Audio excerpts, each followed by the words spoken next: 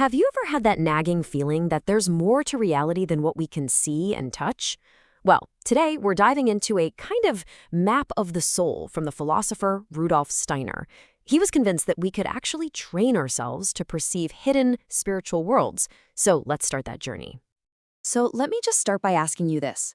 What if our everyday reality, everything we see, hear, taste, and touch, is just the tip of the iceberg? What if there are whole other worlds out there that our senses just aren't built to pick up on? That's really the core idea we're going to be exploring today. All right, so where does a journey like this even begin?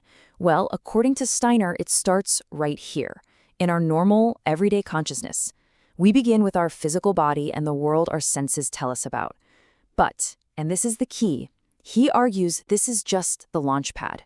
It is absolutely not the final destination. Now think about this for a second. In your day-to-day life, your soul is completely tangled up with its experiences. When you feel joy, you're not some separate person looking at joy. Your entire being is joy.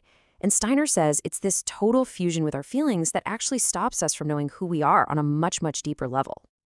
So, what does Steiner think of the physical body? Well, it's way more than just a shell. He describes it as a piece of the outer, material world. It's run by physical laws that, honestly, couldn't care less about our inner life, about our soul. And this isn't just something that happens when we die, it's the reality of every single moment we're alive. Okay, so how in the world do we start to see beyond these physical limits? Steiner lays out a kind of meditative workout for the soul. And the process sounds simple, but let me tell you, it requires an incredible amount of discipline. You basically pick one single thought, and you focus all of your inner energy on it, shutting out absolutely everything else out. And you just do this, patiently, over and over and over again. And the results of this practice, they can be really powerful and honestly pretty disorienting. You could be sitting perfectly safe in your room, but inside your soul, you're experiencing a thunderstorm. You feel the lightning, as Steiner puts it, seizing and dissolving you. And that's an experience that has nothing to do with your physical senses. Experiencing something that powerful, something so disconnected from the physical world, well, that leads us to Steiner's next big idea, the etheric body. If you think of your physical body as the hardware, the etheric body is kind of like the subtle energy field that powers it all. It's a body of formative forces that our normal senses just can't see. This is the vehicle that lets our soul have these brand new perceptions, totally independent of our physical eyes and ears. But here's the thing, developing this new way of seeing, that's not the end of the journey, not by a long shot. In fact, it leads to what Steiner says is the single most difficult, most dramatic challenge of them all, a direct, head-on confrontation with yourself. Steiner says that right at the doorway to the spiritual world, there's this stern guardian. But let's be clear, we're not talking about some monster from mythology. This is an internal barrier. It's a profound test that you absolutely have to pass if you want to go any further. So, who is this guardian? You know, it's not some monster hiding in the dark. According to Steiner, the guardian is the crushing, unfiltered weight of seeing yourself for who you really are.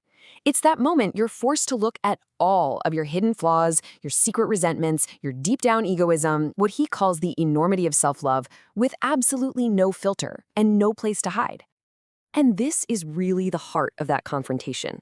On one side, you've got the comfortable ego, the story we tell ourselves every single day about who we are. But on the other side, there's the raw, painful truth of our hidden nature. Steiner's point is that to get past this threshold, you have to find the courage to just let go of that comfortable story and face what's really there. Okay, so what if you can withstand that brutal moment of truth? What's on the other side? Well, this is where the soul finally begins to perceive its true, deeper nature, a spiritual being that was buried underneath all the noise of the ego. After you get through that ordeal, all these new abilities start to wake up. You learn to navigate a world made of pure elements.